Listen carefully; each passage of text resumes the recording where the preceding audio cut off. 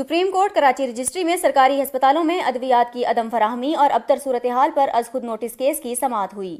जिना अस्पताल की director doctor semi Jamali और सेक्रेटरी सेहत सिंध फजलुल्लाह पेचोहो अदालत में पेश हुए।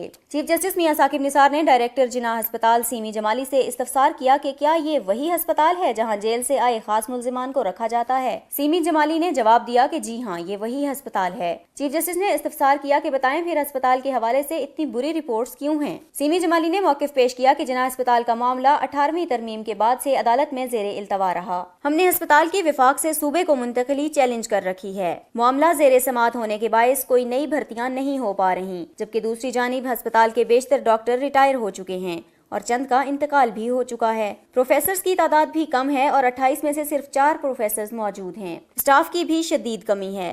चीफ जस्टिस ने रिमार्क्स दिए कि जिना अस्पताल की फाइल अभी मंगवा लेते हैं। अदालत ने अस्पताल की फाइल फौरी तौर पर तलब करते हुए सीमी जमाली से इस्तफसार किया कि स्टाफ के अलावा दीगर आलात और मशीनें क्यों नहीं। सीमी जमाली ने जवाब दिया कि ये बहुत बड़ा अस्पताल है, हजारों मरीज आते हैं, 4,50,000 मरीज सिर्फ इमरजेंसी में आए।